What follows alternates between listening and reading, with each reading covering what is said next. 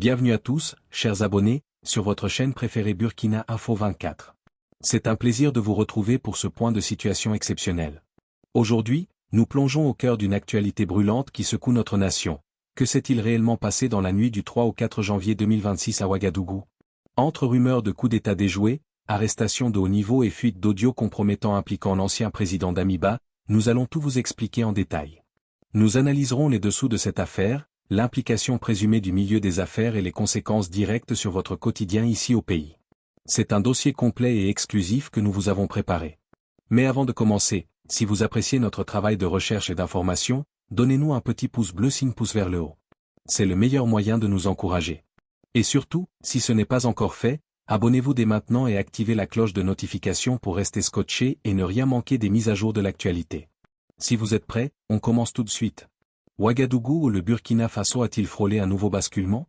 Dans la nuit du samedi 3 au dimanche 4 janvier 2026, la capitale burkinabé a vécu dans une atmosphère de veillée d'armes.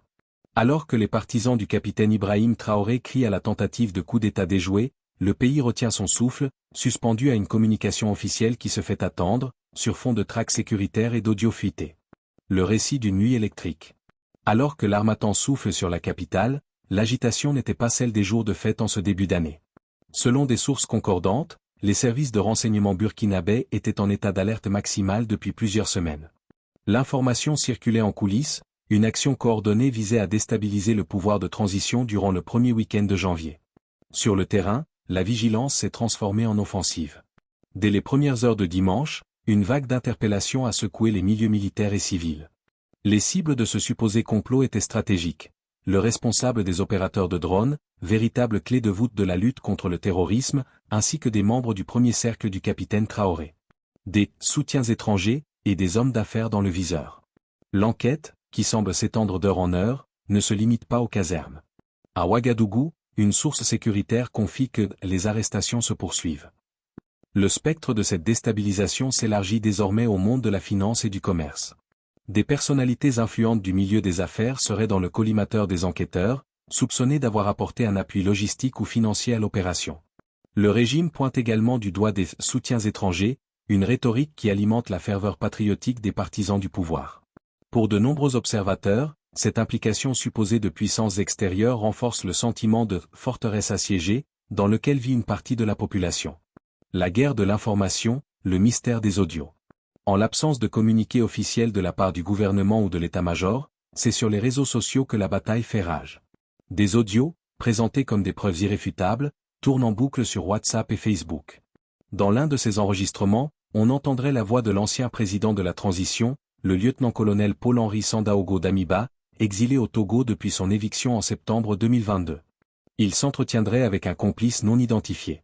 Si l'authenticité de ces échanges reste à confirmer par une expertise indépendante, il suffit à enflammer la base des soutiens d'Ibrahim Traoré, qui voit en Damiba l'ombre d'un passé qu'il souhaite définitivement tourner.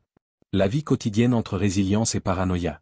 Pour le Burkinabé moyen, cette énième annonce de complot s'ajoute à un quotidien déjà marqué par les défis. Dans les marchés de la capitale, comme à Roudwoko, l'activité continue, mais les discussions se font à voix basse autour du thé.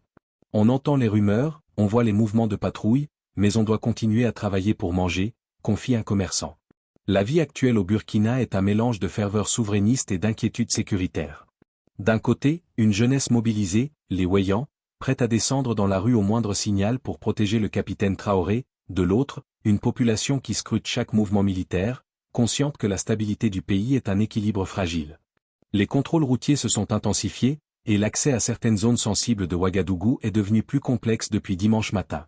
Quel avenir pour la transition?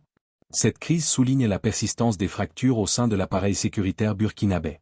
Malgré une volonté affichée d'unité pour combattre les groupes armés terroristes, les rivalités internes et les ambitions politiques semblent ne jamais s'éteindre totalement. Le silence actuel du palais de Koulouba pourrait être le signe d'une volonté de monter un dossier judiciaire solide avant de s'adresser à la nation. En attendant, le Burkina Faso entre dans cette année 2026 sous une tension extrême, où chaque rumeur peut devenir l'étincelle d'une nouvelle crise politique.